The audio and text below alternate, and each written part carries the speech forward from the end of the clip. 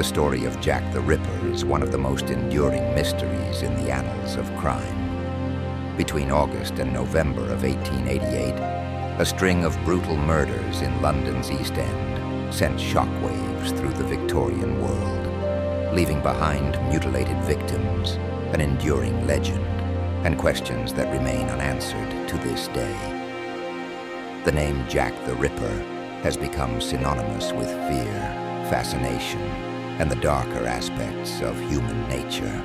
But beyond the myths and conspiracy theories lies a grim and haunting reality, a tale of poverty, desperation, and a killer whose identity remains shrouded in mystery. The setting: Victorian Whitechapel. To understand the story of Jack the Ripper, one must first grasp the environment in which the murders occurred. Whitechapel, in the East End of London, was a densely populated and impoverished district in the late 19th century.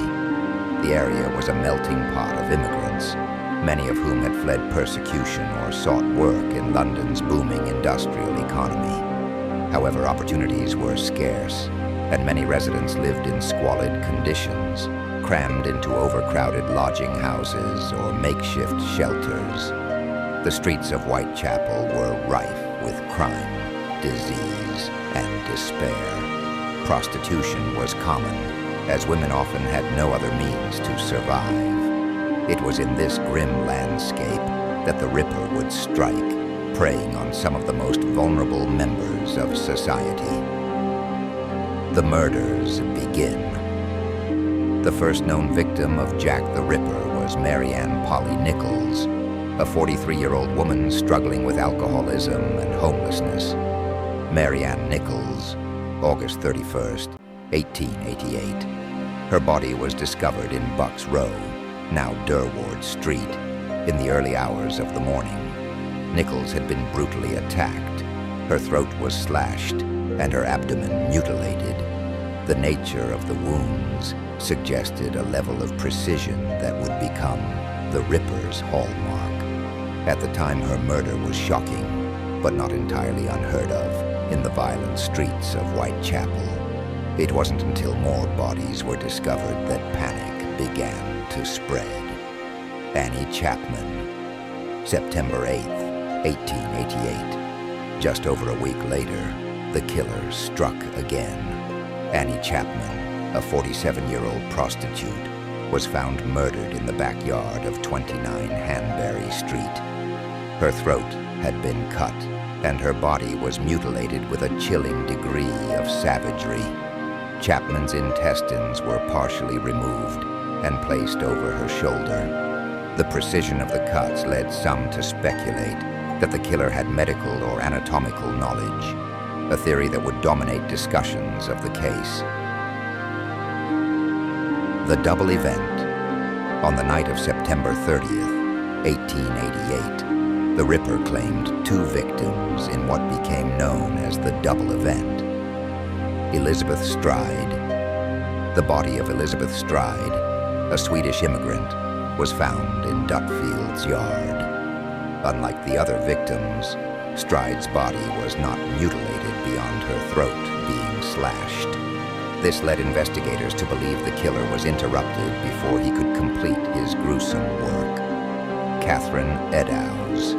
Less than an hour later, the killer struck again. Catherine Eddowes, a 46-year-old woman, was found in Mitre Square. Her injuries were far more severe than Stride's. Eddowes' face was grotesquely disfigured, and her kidney was removed. Near the crime scene, a piece of Eddowes' apron was found, along with graffiti scrawled on a wall that read, "The Jews are the men that will not be blamed for nothing." Authorities quickly washed away the writing, fearing it would incite anti-Semitic riots. The final murder, Mary Jane Kelly. The last and most gruesome murder attributed to Jack the Ripper occurred on November 9th, 1888. Mary Jane Kelly. Unlike the previous victims, Mary Jane Kelly, a 25-year-old prostitute, was killed indoors in her small room at 13 Miller's Court. The privacy afforded the killer time to indulge in unspeakable brutality.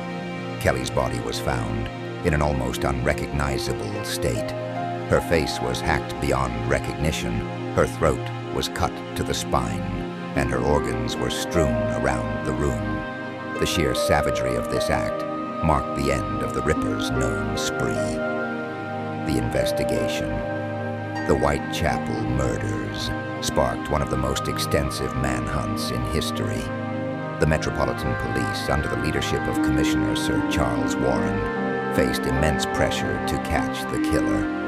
Detectives, such as Inspector Frederick Aberline and Chief Inspector Donald Swanson, led the investigation. However, the lack of modern forensic science and the chaotic nature of the crime scenes made their task nearly impossible. Letters from Jack the Ripper. Throughout the investigation, hundreds of letters were sent to police and newspapers, many claiming to be from the killer. The most famous is the Dear Boss letter, in which the author first used the name Jack the Ripper. Another letter, dubbed the From Hell letter, was sent with a human kidney, allegedly taken from Catherine Eddowes. Its authenticity remains a topic of debate. Theories and suspects. The identity of Jack the Ripper has been the subject of endless speculation, with over 100 suspects proposed over the years. Montague John Druitt, a barrister and teacher who committed suicide shortly after the murders ended. Aaron Kosminski, a Polish immigrant and barber with a history of mental illness, considered a strong suspect by contemporary investigators. Walter Sickert, a British painter whose works some claim contain hidden clues linking him to the crimes. Prince Albert Victor, a member of the royal family, his alleged involvement is widely dismissed as conspiracy. Modern forensic analysis has attempted to link DNA from the crime scenes to specific suspects, but no conclusive evidence has emerged. Legacy and cultural impact. Jack the Ripper's reign of terror ended as suddenly as it began. The murders stopped after Mary Jane Kelly's death, and the killer vanished into history. The case has inspired countless books, films, and television series, cementing Jack the Ripper as a cultural icon of fear and mystery. However, the legend often overshadows the grim reality of the victims, women who lived and died in desperate circumstances. Conclusion: the story of Jack the Ripper is as much about Victorian London as it is about the killer. It reflects a society grappling with poverty, inequality, and the challenges of a rapidly changing world. While the identity of the Ripper may never be known, his story endures as a chilling reminder of humanity's darkest impulses and the mysteries that may never be solved.